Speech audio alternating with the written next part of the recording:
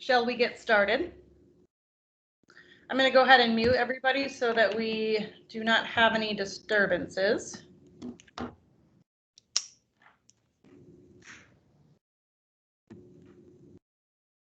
All right. And we are recording. I just want to say that. I'll mute myself again.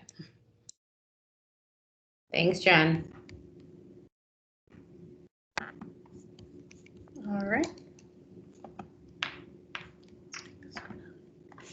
All right, well, thank you everybody for joining us. So we are going to go over managing your property. We have been through the modules for when we did the introduction, sourcing deals, underwriting, leasing, and marketing, construction, and now managing your property. So what is property management, you ask? It is overseeing the operations of a property. Just to give you a little, we're going to kind of throw a lot of information at you guys. So if you want to take notes, please do. Don't worry, we're not taking, we're not testing you at the end. So this is really just information, and any questions that you have, we will be here at the end to discuss. This is also being recorded, so you don't have to take notes. You can always refer back to this video. It will remain housed in the team you're in right now. So we are going to go over the setup and operations, setup and organization for property management, the law, tenant management, inspections, high-level financial overview, and then any questions you guys have at the end, we'll be here. Otherwise, you can go back to the recording. So for setup and organization, we've got this broken down into pre-closing and post-closing. So when you're going through and purchasing a property, you are going to be working with a real estate attorney that will kind of help facilitate the review and collection of any documentation that you're going to want for the purchase. So you're going to want to work with them to make sure that they're giving you the information that you need. And the more information you can get, the better to set yourself up for success. You're going to want to request leases and addendums related to the existing tenants that are included in the property, as well as their contact information so that you can reach out to become the owner. You should request an itemized rent roll showing unit numbers, bed bath count, rent amounts, any miscellaneous charges that are being charged that are on the lease, any delinquent balances, so that you know who you need to collect from and what problem tenants you may have, as well as any security deposits that have been collected. You're going to want to get a tenant signed estoppel agreement, and that is basically a document that the tenant will sign at closing that confirms what they believe is owed by them, if anything, and what they believe is owed to them by the landlord or anybody else as it relates to the property. You're going to want to request a parking legend with tenant assignments if there's multiple parking spaces. You want to get a detail of any recurring tenant issues and/or important tenant communications that's occurred in the last 6 months so that you are prepared to address anything that still exists when you take over the property. You're going to want to get keys, obviously, but included in that, you want to make sure if there are garage and laundry keys that you're getting those. Those are a lot harder to get rekeyed and a lot more costly to get copies of or get rekeyed, as far as getting the washer and dryer rekeyed or getting the garage remotes programmed. You want to get a list and copy of any existing service contracts, such as garbage, elevator, laundry. The utilities will be easier to collect. You know how to get a hold of People's Gas and ComEd, but you might not know what contractors are servicing your property.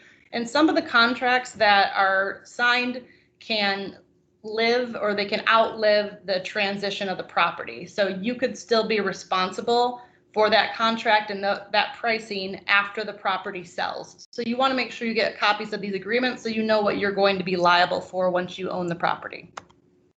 And then any financial documentation that the seller will provide, a cash flow statement showing the summary of the month-to-month expenses and income so you know how to budget going forward, any copies of utility bills that would show how the utility provider names your property and the units involved in it, as well as any account numbers to help with transferring the utilities.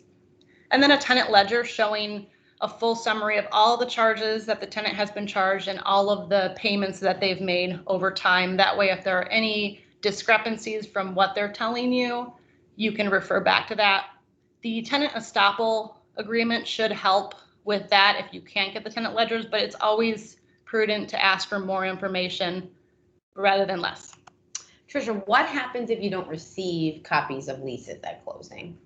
If you don't receive copies of leases at closing because they don't exist, then you're not out of luck with it. It's not the end of the world. You could have a tenant that's on a month-to-month verbal lease, and at that point, you would just want to get some kind of documentation from the seller of the payments that have been made over the course of the last 6 months, so that you can document the tenant's rent amount. And then that tenant would be on a month-to-month lease until when you take over the property, we would recommend that you get them on a lease as soon as possible. And you want to make sure that lease has an expiration date that makes sense for more of the prime leasing season, so that you can more easily relet the unit, which is in the summer months. Next part of setup and organization is post-closing. So once you own the property, what do you have to do then? We recommend that you create a checklist and/or use a checklist that we have provided. Ours is going to be a little bit more extensive than what you may need to do, but it should cover all of your bases. Some of the things that are on there are to notify the tenant that you are the new landlord and to transfer utilities and service contracts into your name, as well as set up landlord reversion. To notify the tenants, it's important to do this as soon as the property sells to you. As soon as you own that property, you want to notify the tenants that you're the new landlord, because one, you could have an emergency, and if the new, if they're reaching out to the property, they might not be as interested in fixing that issue as you would, as well as rent. You don't know when a tenant is going to pay rent. Sometimes a tenant will prepay rent, and they might have already directed their rent to the previous owner. So to avoid you having to reach out to the previous owner and try to get your rent back from them, it's prudent to, as soon as you own that property, let all parties involved, including any tenants, know that you are the person that they need to contact. And give them contact information for whoever will be handling the maintenance, as well as where they should be paying their rent to. As far as utility transfer, if you do not get account information, you can always just call People's Gas, ComEd, and the water department. At closing, you will, at least in the city of Chicago, if you're closing on a property, you will get a final water bill, and it will be transferred into your name as a part of the closing. So that one's less of a concern, but you can contact People's Gas and ComEd for the others, and they may require for you to provide them with documentation that you own the property, but they will supply all the information that you need. As far as landlord reversion is set up to revert any unpaid accounts to your name for tenants that currently live in your building. So why would you want to start paying bills that your tenant is not paying? Because if it is wintertime and they are not paying their heat or electric costs, or excuse me, their gas or electric costs, they will run the risk of having no heat. With no heat comes frozen pipes. This can be thousands and thousands of dollars of damage. It can affect all of the units. If it's frozen in one part of the building, it can be frozen. It can stop the water for the remainder of the building, causing all of your tenants to not have water. And it can, it'll just cause a lot of damage. And if somebody is not paying their bills, you collecting any damages from them after the fact is going to be very difficult.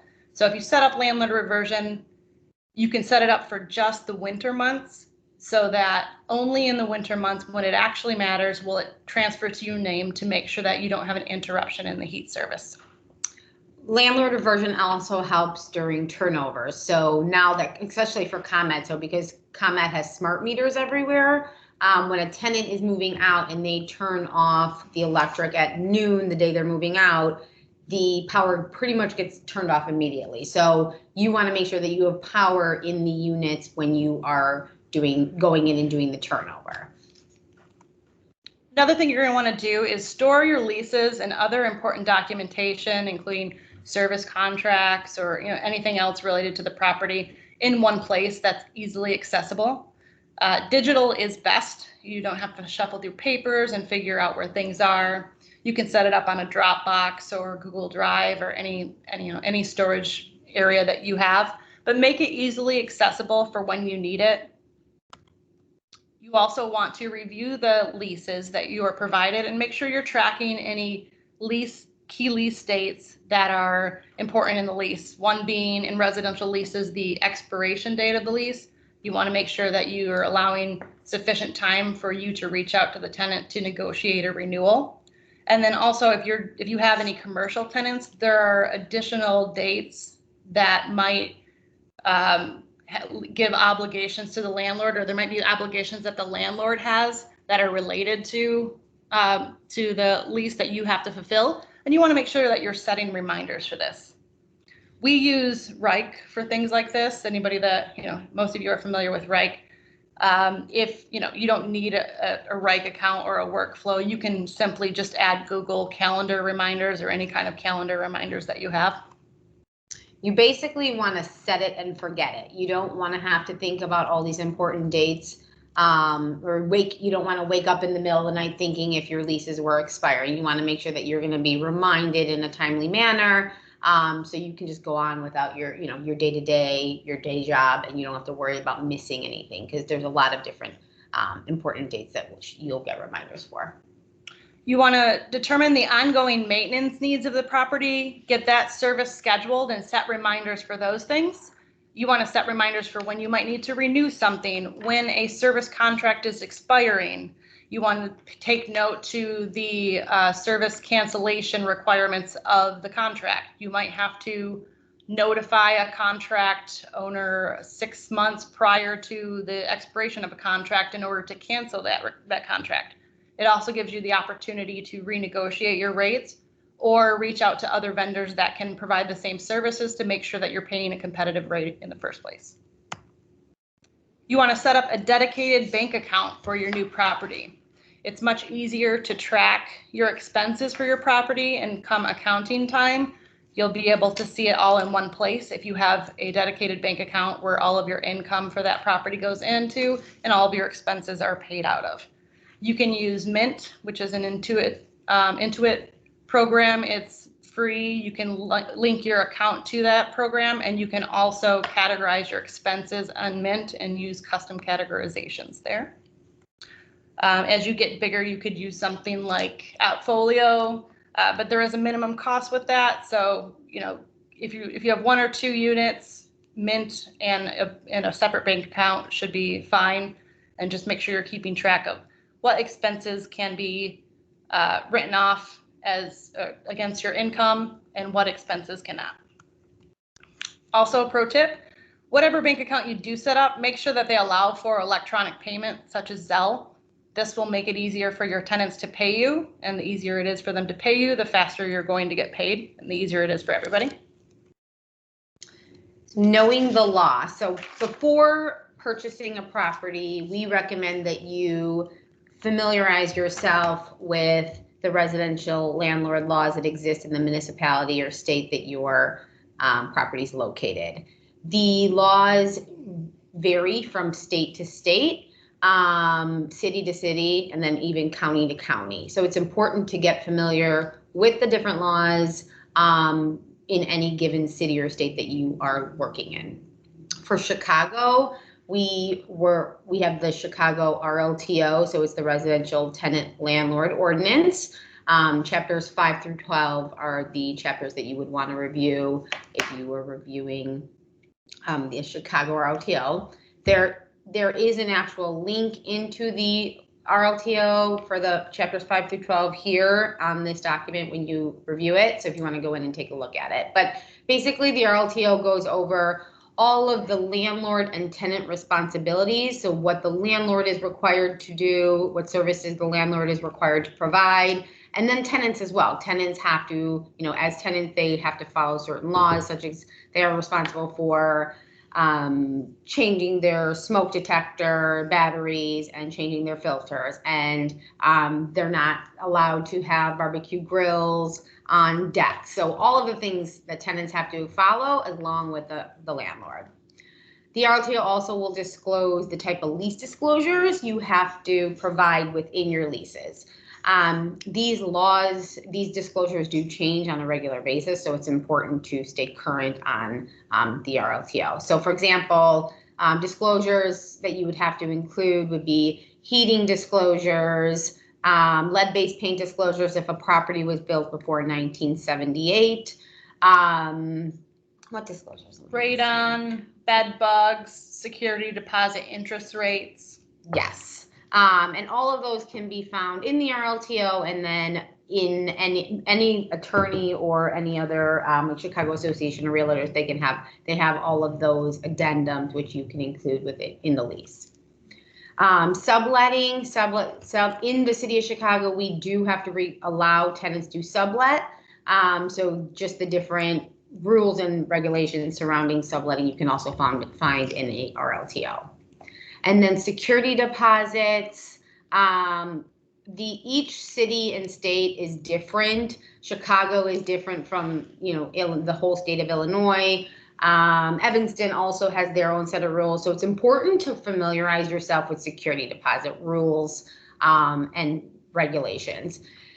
We recommend you do not hold security deposits, especially in the city of Chicago. The city of Chicago definitely has the tightest rules that are not landlord friendly. It's definitely more tenant friendly. So we definitely recommend that you return security deposits even before purchasing a property. So when you're in your diligence phase, if you are buying a property in Chicago and you see that there's security deposits, we recommend that you return those, have the seller return them to the tenants prior to even closing on the property. This way you are relieved of any liability. And that they provide you with documentation showing that the tenant has received their security deposit, so you don't run into any issues in the future. Improper handling of security deposits in the city of Chicago can result in the return of the security deposit plus 2 times the security deposit as a penalty, as well as paying your and the tenant's attorney's fees. So, a $2,000 security deposit can be $10,000, $15,000, $20,000 by the end of the day if it's improperly handled, and it's very easy to improperly handle it based on all the rules that they put into it and all of the changes that they make. There are attorneys who basically go after residents to try to find errors that landlords have made. So attorneys are dying to get a class action lawsuit against against landlords. So we recommend that you follow everything to a T. That's why we just recommend in general getting rid of them. Fair housing. Fair housing is definitely something that you should be familiar with. I recommend everybody take a fair housing course if you have not already done so. So the Chicago Fair Housing Authority prohibits discrimination based on race, sex, color, age, religion, disability, national origin, ancestry, parental status, sexual orientation, gender identity, marital status, military status, and source of income. It's a mouthful. It's a long list. That's why we recommend that you are familiar with fair housing laws. Any landlord has to follow them. So we recommend that you get familiar with it to make sure that you are not opening yourself up to any fair housing lawsuits. Another thing we recommend that you set up a tenant screening criteria and you stick to it.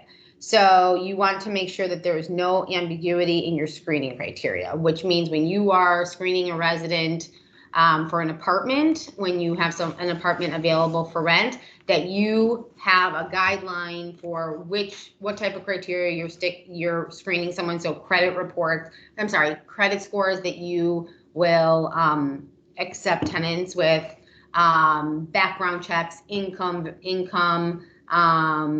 and just a number of different things. We can send you what we use for our screening criteria, but the biggest thing is not to you have any kind of where you're using your personal judgment. If a tenant's credit doesn't fall within the credit score that you're allowing, then deny them. If you stick to something consistent, it protects you against fair housing as well. Treat everybody equally based on the requirements that you've set up front. We recommend that you add yourself to a mailing list to stay current on any changes in the law, procedures, requirements. You can get on a number of different mailing lists from an attorney. So if you have an attorney who specializes in tenant landlord law or evictions, you can easily get on their mailing list. Chicago Association of Realtors is a good one. National Association of Realtors, IREM. They all have really good emails that they send out, and they send you emails and updates as soon as laws and things change. So this really helped us this year during COVID. There have been a lot of regulation changes, notification changes, forms that we now have to include in leases, things that we can and cannot do. So without those up-to-date notifications, we might be sending out leases with wrong information, or sending out a renewal in the wrong amount of time frame and giving people enough time to respond. So it's just important to keep yourself get familiar before purchasing a property, but then stay current and up to date on the different laws. And in the in this slideshow, not shared in the presentation, but a slide included in this slideshow will include some examples or some options for you for mailing lists that you can get on. So you can refer back to this and that information will be there. And then tax appeal, we're going to do another module on tax appeal, but it's important to sign up with an attorney who handles tax appeals. So anytime a township opens for a tax appeal, then they know your property is on their list and they will work with you on it. There is no upfront cost. It's typically they will only charge you if there's a savings. So they work pretty much for free until they save you money, and then they'll take a percentage, and that percent runs anywhere from 30 to 40% typically. Again, we have resources and attorneys we work with. So if you ever have any questions, you can always reach out to Trish or I. Subsidized housing. What is subsidized housing? Subsidized housing is rental income subsidy, which assists people to access affordable housing. There's a number of different charities and organizations. In Chicago, most likely you will be using Chicago Housing Authority. HACC, which is Housing Authority of Cook County, Catholic Charities. There's a Housing Authority of DuPage. And they all are a rental assistance program that help people get affordable housing. It's important to know you cannot deny a tenant based on source of income. So if you are listing an apartment for rent and someone calls you and says, "Oh, do you accept Section 8?" The answer is always yes. Yes. You want to make sure that you don't deny somebody off the bat, because you will open yourself up for a fair housing lawsuit. You can still, whether a tenant has a voucher or not, they are still subject to the same income and credit requirements that you lay out for all your residents. It's important not to allow a tenant to approve a tenant to come into your property with a lower credit score that you have set up in that screening criteria that we talked about on the last screen tab. Another thing about inspections, subsidized housing is they will do annual inspections of the property. So before a tenant is allowed to move in, there's going to be an inspection. Sometimes the repair and maintenance, the list of requirements that they're asking for, it's pretty detailed, and there's a lot of different things that they're going to require in the inspection, such as they're going to check every single outlet to make sure it's grounded and working. They're going to check plumbing and electrical, HVAC fixtures, life safety issues like smoke detectors and carbon monoxide detectors, making sure windows and doors lock.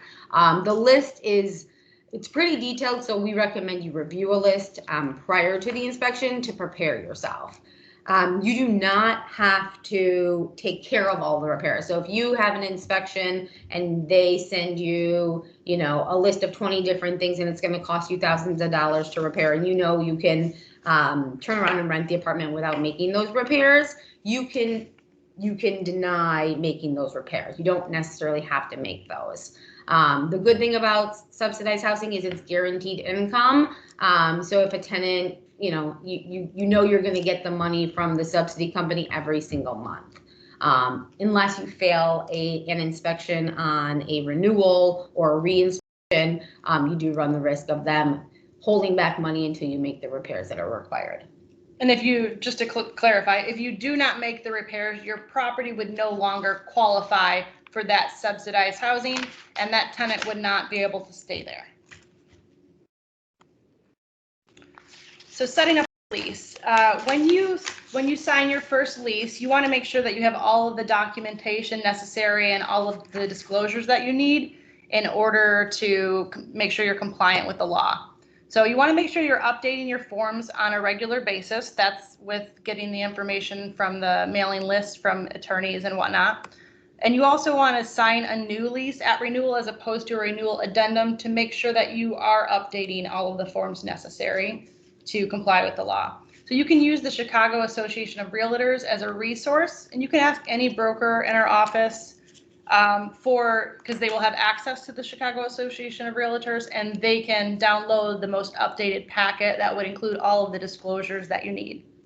To give you an example of why you need these disclosures, one example is that security deposit interest rates. We had a situation where we did not include a security deposit interest rate in a lease package because the tenant, we were not collecting a security deposit from the tenant.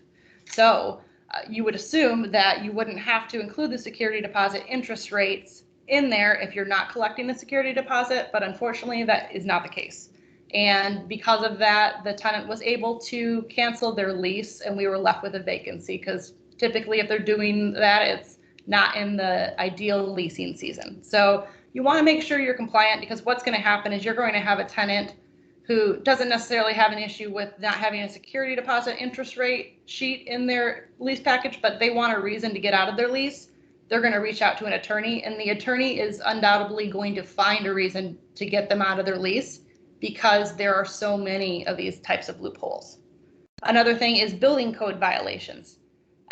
We have always included building code violations at a new lease signing, at the initial lease signing when a tenant moves in, but that's also required to be updated at the renewal. So every 12 months, you must provide any updated building violations to your tenants, or else they are able to get out of their lease, as well as you are subject to fines for not providing the appropriate disclosures. So important to have that information. Don't be intimidated by that. We have all of that information and can help you out at any time to make sure that you're not missing anything in your lease.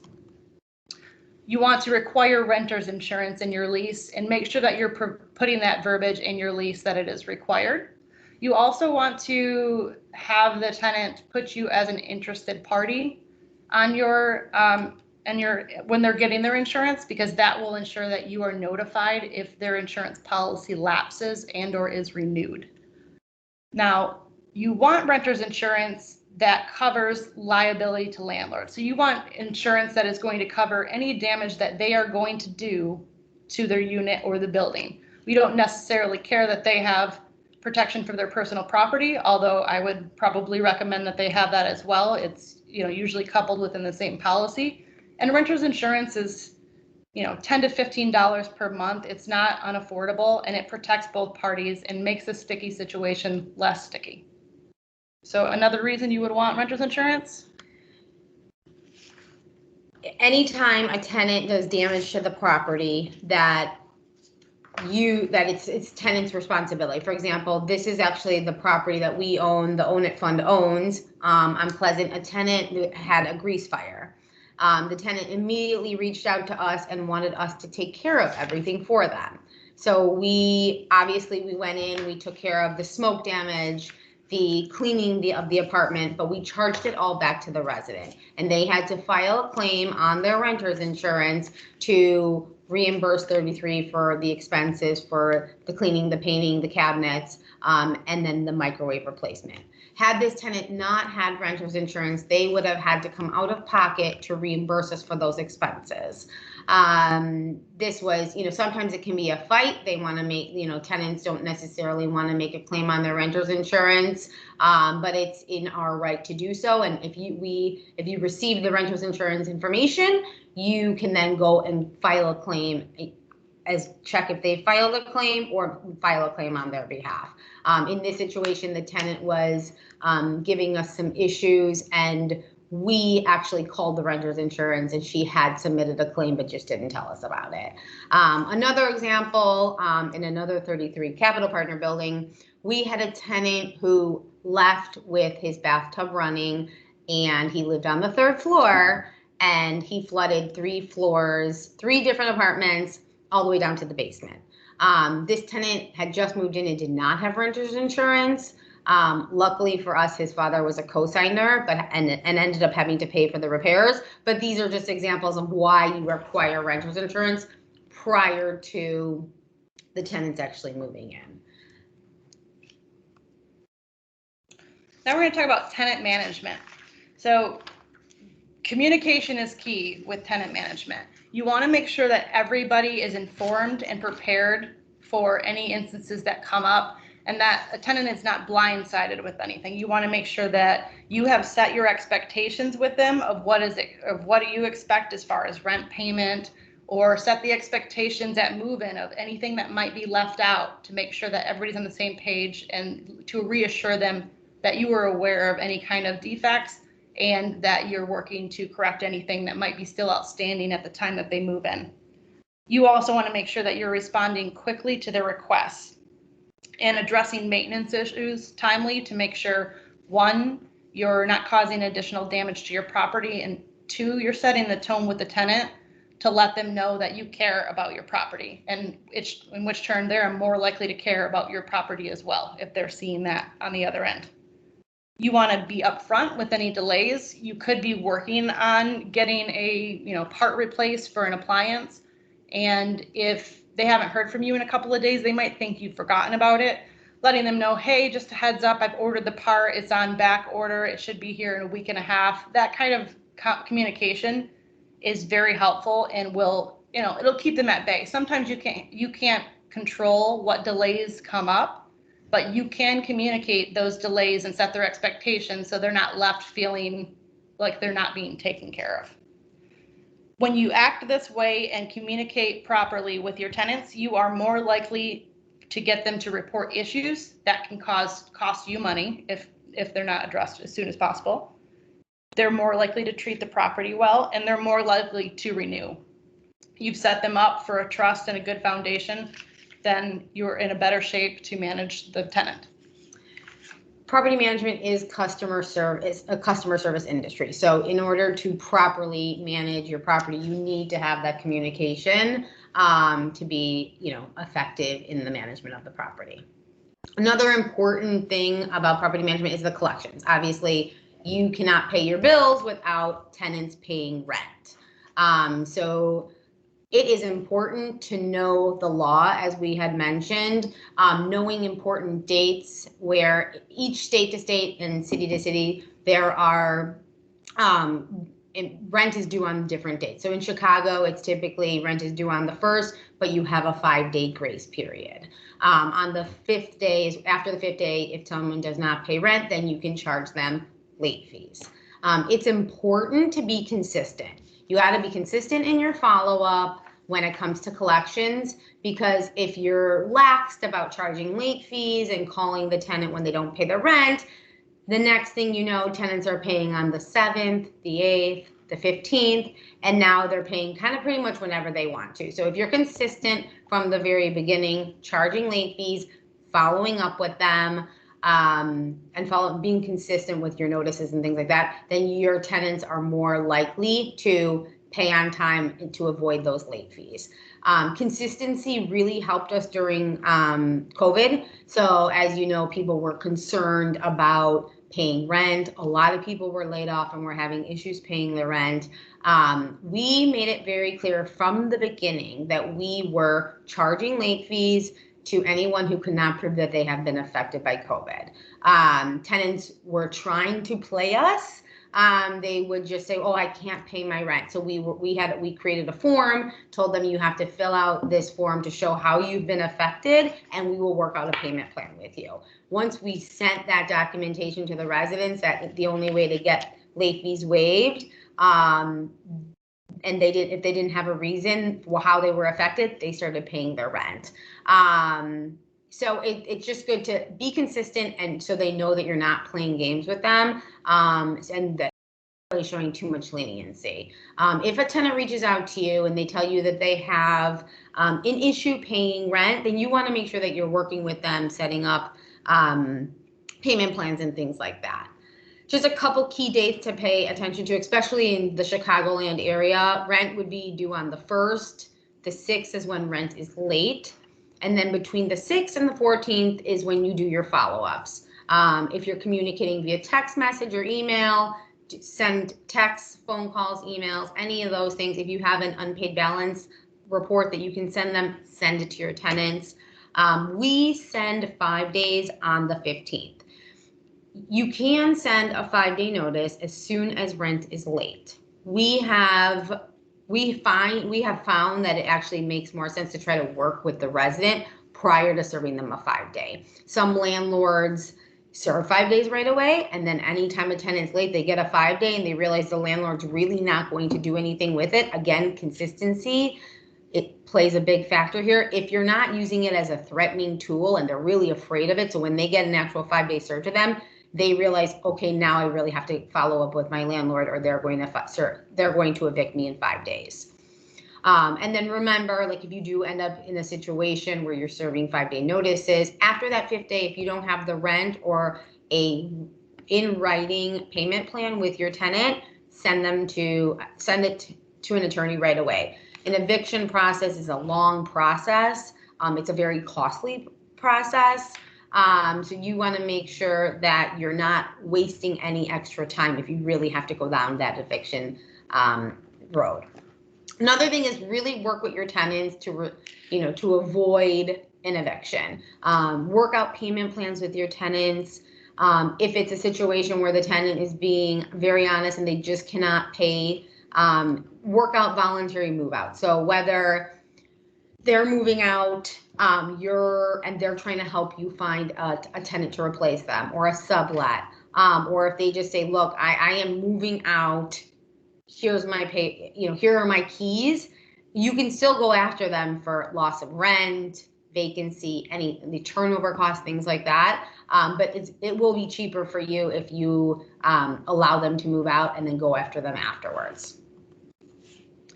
Understanding the eviction process, work with an evictions attorney who handles evictions. Your attorney who handles your closing might not be the person you're going to use for an eviction. You can ask Trisha or I for recommendations on attorneys who we use for evictions. This is the only majority of what these attorneys do. So they typically know all of the laws. They know all of the red tape that you have to go through to get somebody actually through a full eviction. They'll tell you up front if you have a case or not. And they will usually have a set fee for the eviction, which, some attorneys who don't handle it on a regular basis might have more of an hourly thing. So you want to make sure that you are using an attorney who's charging you a flat rate for evictions. And then when a tenant moves out, and if they have an open balance. So again, this could be just a normal tenant who moved out, they had a balance, they didn't pay their last month's rent, or you had to charge them for some damage when they moved out, or an eviction. You want to make sure you're sending those balances to collection. So even with the eviction process, you'll typically get a judgment, but with that judgment, it's no good unless you're actually trying to collect on the judgment. So you want to make sure you're sending it to a collection agency. A collection agency typically is the same as a tax attorney. They're not charging you any upfront cost unless they collect, and then they just take a portion of what they collect. So typically they ask you not to communicate with the resident anymore. They'll do all the communication. They have checks sent to them, and then they reimburse us for whatever the amount is that they pay. So typically it's like anywhere from 30 to 40% the collection company will take, and then they will remit the rest to the landlord.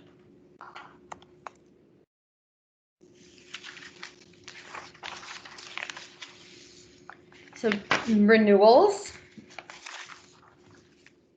So with renewals, you want to start the process early. That's why when you get your leases, you want to make sure that you are getting those key dates so that you can start reaching out to that tenant and not forget until last minute. You want to send your renewals out, your renewal offers out as soon as you are legally allowed to. In the city of Chicago, that is 90 days out. You want to work with them to see what you can do as far as renewing them. And if you give them, if you do it as early as 90 days out, it gives both parties more time to find another tenant should they want to move out. After you have sent out the renewal offer, you want to follow up. Sometimes you'll have tenants that won't respond to you at all. Sometimes tenants will respond and say they will renew, but they won't sign a renewal. You'll have a lot of different things. So you want to just make sure that you're consistently following up to them or with them to see where they stand on if they're going to be renewing their lease. If you're not hearing anything from a tenant, you want to start marketing their unit 60 days out, because the longer you have to market their unit, the less likely you are to have a vacancy. If you're dealing with a tenant and they are saying that they're going to renew, but they have not, for whatever reason they've given you, signed their new lease, at 45 days out, you want to start marketing that unit. You can still have them sign their lease in the meantime if you don't find somebody, but you need to, in your best interest, get that unit on the market as soon as possible so that you don't run into any vacancy. And you can communicate that to your tenant too. You can let them know that you've waited as long as you can to keep it off the market. You really have to get it on the market as soon as possible, and that you're going to be putting it on the market. If they sign between, they're welcome to, but if it's rented out before they sign, there's nothing you're going to be able to do about it. Trisha, do you have to offer a renewal? You do not have to offer a renewal. If you're having issues with a tenant, if they're very high maintenance, if they're causing damage to your property, if you're getting noise complaints from them, anything like that, you can issue a non-renewal notice to them. You want to check the law to see what kind of time frame you have to provide them before their expiration in order to give them that non-renewal, but you're allowed to non-renew a tenant for any reason. You do not need to put a reason on the notice of why you're not renewing them. And you also want to make sure that you are not violating any fair housing laws with this. You cannot renew somebody due to their sex, origin, all of the other ones. Familiar status, anything like that. Yeah, you can't non-renew for any of those reasons, but you cannot non-renew for any reason other than that. And I wouldn't put it on the renewal on the non-renewal why you're not renewing them. It's not required. So if I was a landlord and I said, "Oh, Mary, you got to go. Your kids are loud. I don't want you in my house I don't want you in my property anymore." Would that be okay? That would not be okay, because that is familial status and that is one of the protected classes. So you cannot non-renew anybody for that reason, no. Another thing is to consider renewal versus turnover. If you have a tenant who is in a unit and their rent is $200 below market, it might be a better choice to not non-renew them, but to let them back out and not negotiate their terms. However, if you have a tenant that is at or around market, and that tenant, let's say that you're offering a tenant a renewal at 50% above their previous rent rate, and they come back to you and say that they will do 25 above their rate, what should you do? Typically, we would work with the resident. It's always cheaper to keep a resident in a unit than turn over an apartment. So with renewals, you might get a couple $100 extra a month. But if you move a tenant out, you then are paying for a turnover for the apartment, a potential leasing, working with a broker, and potential vacancy. So the cost, if I was weighing my options, I would try to work with the tenant to keep them in the property as much as possible. A couple years ago, we were increasing rent by a couple $100. That's not the current situation we're in. We are renewing most tenants for the last couple years for maybe $50, $25 more than what they paid, or flat renewals. So if you have a tenant who's even looking to renew at a flat rate, my recommendation is to keep them as long as they're paying market rent.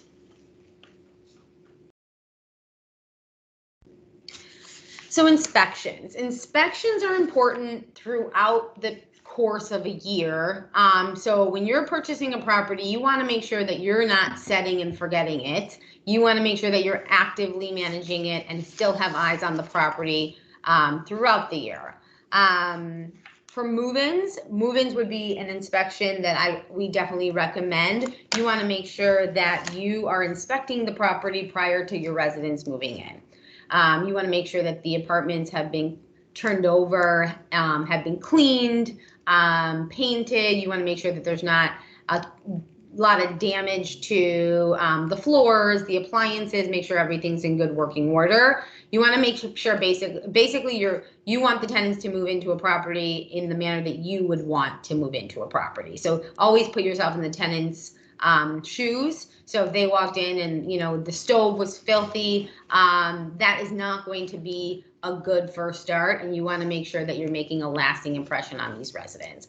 Another important thing for move-ins, making sure that you are setting your elevators up in the move mode. So if you have a building with an elevator, you want to make sure that you're putting up moving pads to protect the shell of the elevator, and to make sure that you're switching it into from independent mode to like moving mode, and make sure this way tenants aren't like blocking the doors with boxes or anything like that, because that could cause the elevator to break, which would be a huge repair and maintenance cost for you.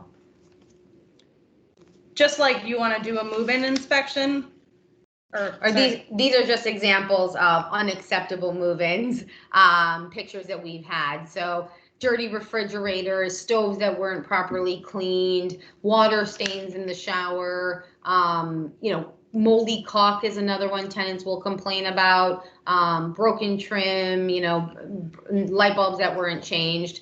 And it's okay. Like sometimes we turn over 100 units in one night. So there are times where we just can't repair everything. That is something that you would want to communicate to your tenant prior to them seeing the property, so they know that you're aware of the issue and that you're going to come back and take care of it. And just like you want to do a move-in inspection, you also want to do a move-out inspection. It is important to document the property the way that you left it to someone, and also how they gave it back to you. So here is an example of an acceptable move-out. It has to be at least broom swept. There shouldn't be holes in walls. The appliances should be clean, etc. As far as, it's okay here and there if things aren't perfect. You're not going to, charge back a tenant for anything like that. But in general, they should be leaving it in the condition that you gave it to them. Here's an example of unacceptable move-outs. So you can see that some of the light bulbs are out in this second picture, and they were responsible for changing the light bulbs, so they should have left it in that condition that was given to them with working light bulbs, as well as the debris that you see on the bathroom that should have been taken away and cleaned up. They left, in this other picture, they left furniture in the unit. They should not be leaving furniture in the unit, and they should not be stacking up items outside of the building in the garbage space either. Those things would need to be contacting a junk removal company to get rid of any junk that was left at the property. Leaving it next to your garbage collector is not going to remove those things, and if they do, they're going to charge a fine to you. And that is something that you could charge back to the tenant. You could charge back the fee or the fine that they charge to you for disposing of their things. You could charge back the cleaning costs of cleaning the debris and the random things that they left in the unit. Big holes in walls, not like pin tack holes in walls, but big holes in walls. You want to be reasonable with what you're going to charge back to a tenant, because you do have to justify what you're going to charge back to a tenant. And most likely unless they've trashed the entire unit, most likely they are going to press you on it and they're going to push back on the costs associated with it. So make sure you document the before and after so you have proof of the way you left it and the way they've left it to you. And make sure you document the expenses that you had to incur in order to be able to properly bill it back to them. Prior to having a tenant move out, we send a reminder email of everything that they are required to do prior to move out. So we set the expectation up front on the things that they should be taking care of. And all of these things are listed. We even provide phone numbers to junk removal companies. We kind of make it as easy as possible and dummy proof for them when they're moving out. This will just save you a headache. Where you're not dealing with a tenant who left a mattress in the apartment and now you're dealing with getting it removed when you have a tenant moving in 12 hours later. So setting yourself up using an inspection list, an inspection report, and give them as much information on everything that they need to know prior to moving out. So inspections of your property, interior common areas, this is important. You want to make sure that you're going and visiting the property as often as you can to make sure that there's just not things that are not, that you're not aware of. You want to make sure that your hallways look clean, that there's no trash or leaf buildup. This time of year especially, we notice that anytime someone opens the door, leaves tend to blow in, and the buildings just get a lot dirtier. So you want to make sure that you're doing cleaning on a regular basis and making sure that the property looks acceptable and welcoming for residents. If you're not taking care of the property hallways, people wonder what what kind of landlord you're going to be in the first place. We recommend, a lot of times we put a little garbage can by the mailboxes.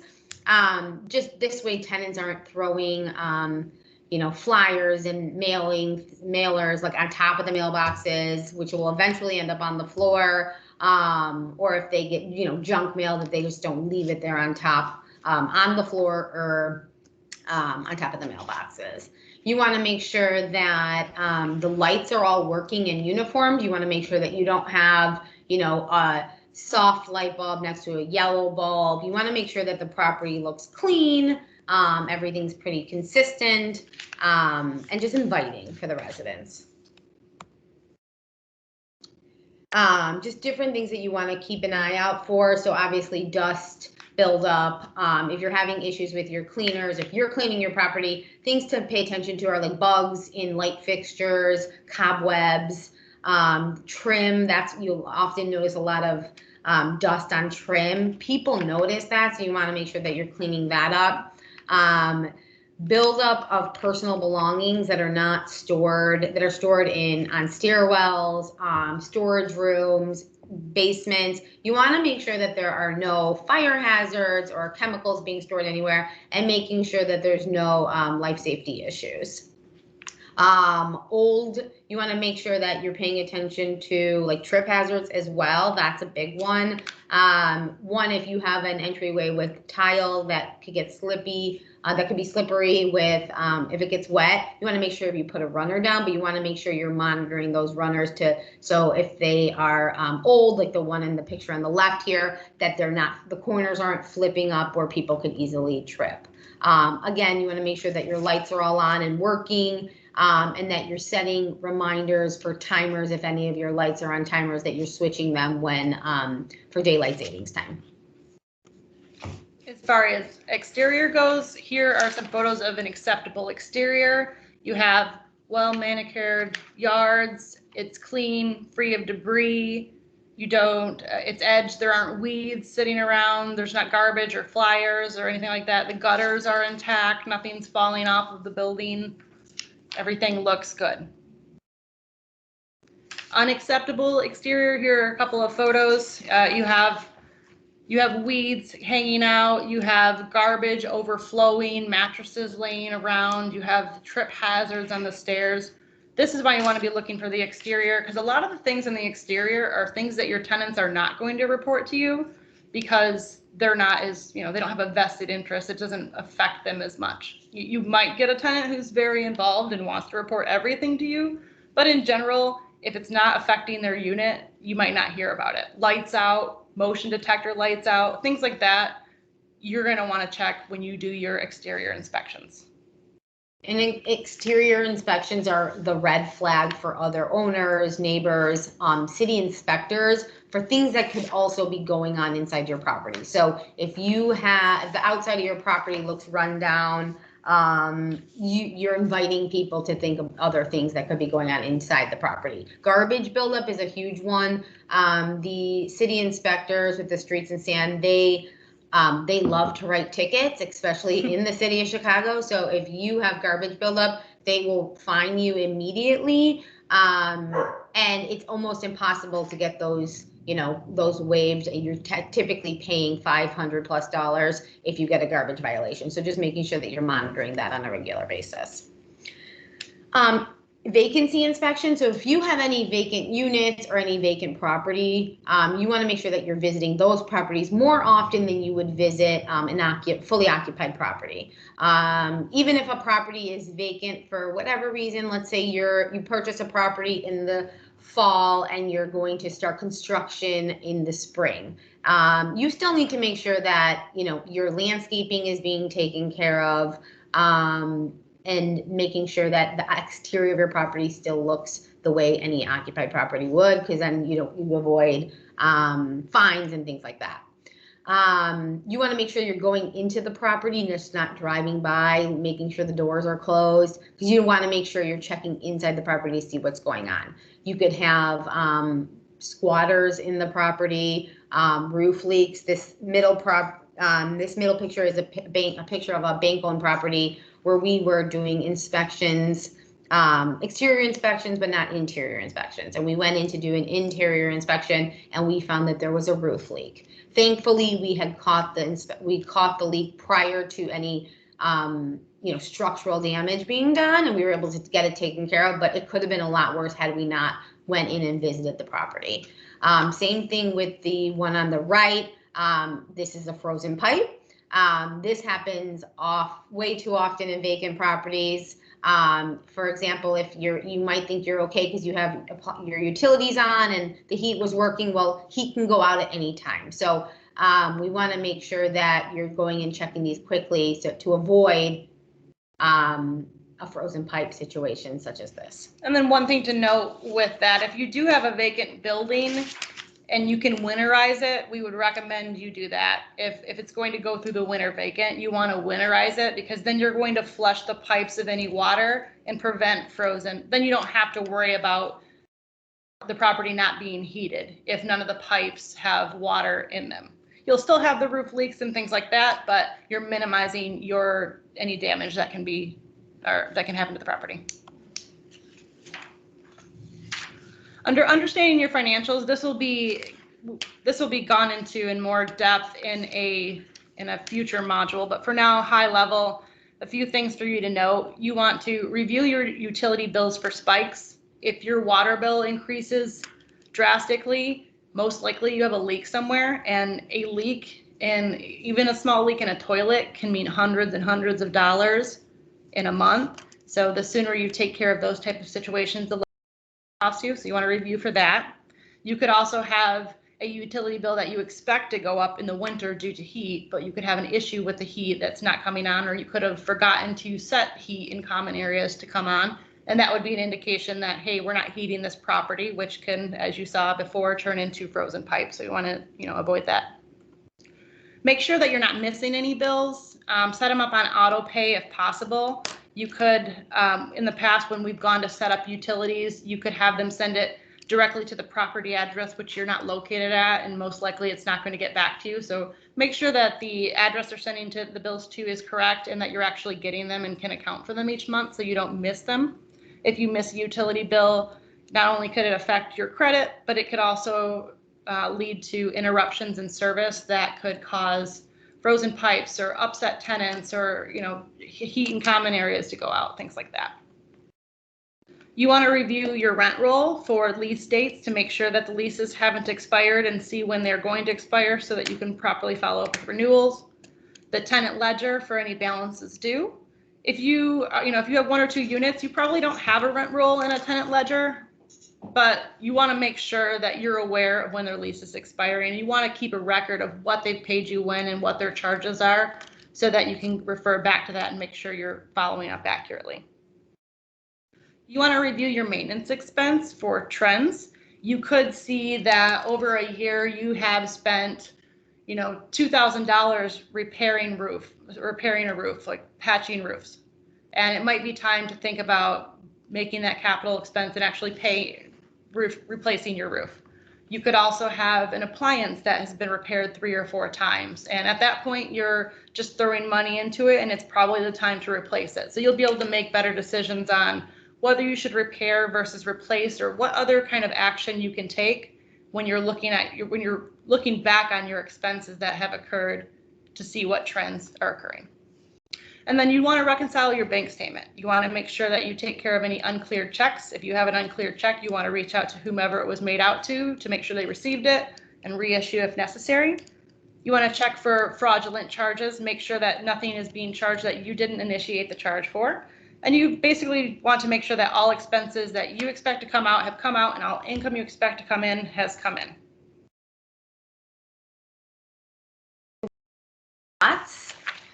Staying organized will help you throughout the process of owning property. So the more organized you are, the easier it's going to be for you at renewal, for when you're filing your taxes, everything like that.